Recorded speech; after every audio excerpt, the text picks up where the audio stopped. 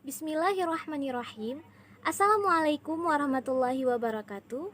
Perkenalkan, kami dari kelompok 8 yang beranggotakan saya Elvi Zahlia dengan NIM 1906216 sebagai pemateri pertama. Kemudian ada Safa Farihah Zahra Budiman dengan NIM 1906203 sebagai pemateri kedua. Lalu ada Indah Khafifah dengan NIM 1906202 sebagai pemateri ketiga, dan ada Ahmad Raihan dengan NIM 200620107 sebagai pemateri keempat. Nah, di sini kami akan menjelaskan tentang sejarah singkat psikologi industri dan organisasi. Adapun video ini kami buat untuk memenuhi tugas mata kuliah psikologi industri dan organisasi. Oke, baik, langsung saja. Jadi psikologi industri dan organisasi ini termasuk memiliki perkembangan sejarah yang masih relatif baru. Nah, penerapan psikologi industri dan organisasi ini dimulai pada permulaan abad ke-20.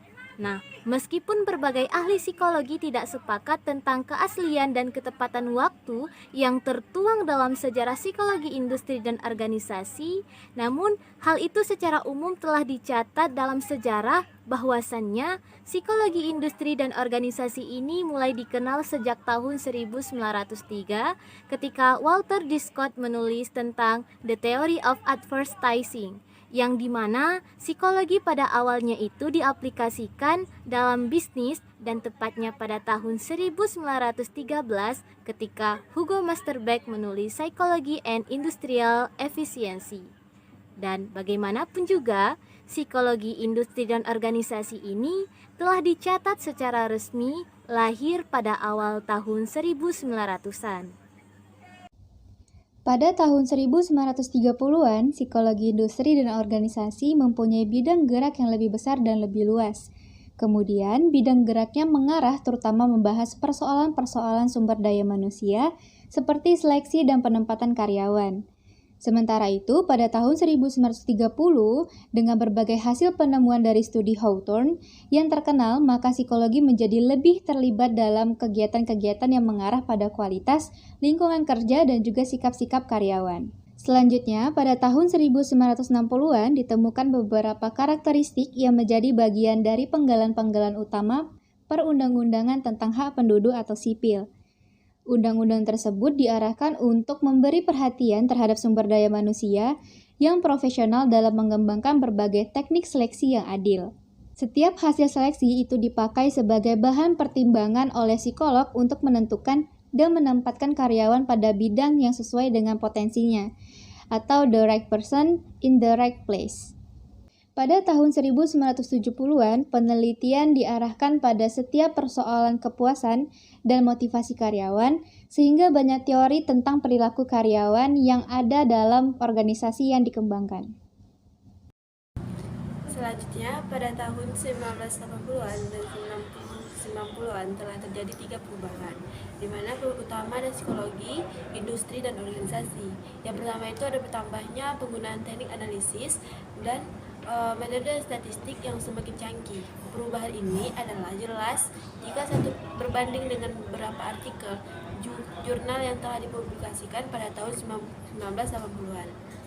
Dengan artikel yang telah ditulis sejak tahun 1960-an, artikel-artikel tersebut belakangan ini ditulis dengan cara menggunakan metode penelitian kuantitatif yang lebih luas dan dalam, yaitu analisis statistik untuk mengukur perubahan tingkah laku, di mana analisis varian atau ANOVA, analisis mengukur perubahan tingkah laku, analisis varian atau ANOVA, analisis multivarians atau MANOVA, dan model kausal, di mana artikel-artikel pada tahun 1960-an menggunakan statistik yang sederhana, seperti kuadrat, UJT, dan analisis varian ataupun ANOVA.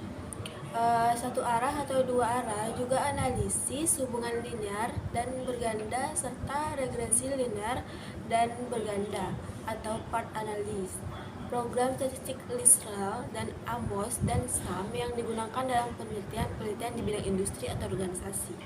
Nah, selain itu juga menggunakan metode penelitian kualitatif, di mana dengan pendekatan kognitif seperti studi kasus dan eksperimental, kepercayaan pada statistik ini menjelaskan mengapa mahasiswa doktorat mengambil paling tidak 5 macam kursus statistik. Nah, yang kedua itu ada perubahan tersebut memberi perhatian terhadap minat yang baru dalam industri. Contohnya itu para ahli ahli peneliti tahun 1970-an pada mulanya memberi deskripsi dan metode-metode penelitian tes yang baru untuk mengevaluasi kinerja karyawan. Pada tahun 1980-an dan awal tahun 1990-an, bagaimanapun juga para peneliti melakukan pendekatan terhadap persoalan sama dengan menguji proses berpikir yang digunakan oleh para manajer ketika mereka mengatur penilaian kinerja karyawan. Sekian dari saya, akan dilanjutkan oleh teman saya. Nah, yang ketiga, pada tahun 1980-an dan tahun 1990-an, para psikolog industri dan organisasi lebih agresif lagi dalam mengembangkan metode-metode penelitian untuk menyeleksi karyawannya melalui tes psikologi dan tes kepribadian.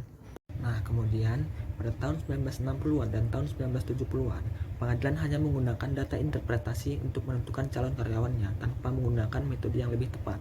Nah, ketika tahun 1980-an lah, baru para pengadilan lebih mengembangkan lagi metode-metode yang digunakan untuk menyeleksi karyawan-karyawannya, yaitu dengan cara tes psikologi kognitif, tes kepribadian, tes minat, dan lain-lain.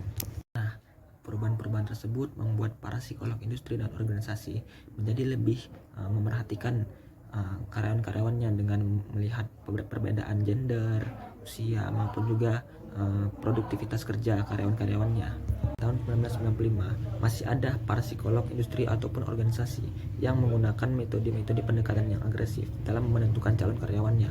Hal ini dapat membuat calon karyawan menjadi cemas dan juga dapat merugikan industri maupun organisasi tersebut. Nah, kemudian perkembangan di atas tahun 2000-an, para psikolog lebih profesional lagi nih dalam menyeleksi karyawan-karyawannya. Hal ini membuat karyawan-karyawan tersebut tepat sasaran, yaitu sesuai dengan potensinya, sehingga tidak lagi merugikan industri maupun organisasi tersebut. Mereka menggunakan alat ukur seperti tes psikologi, tes kepribadian, wawancara yang lebih reliabel dan objektif. Nah, jadi sekian saja penjelasan dari kelompok kami terkait dengan sejarah psikologi industri dan organisasi. Apabila ada kesalahan, kami mohon maaf. Terima kasih bagi yang sudah menonton. Assalamualaikum warahmatullahi wabarakatuh.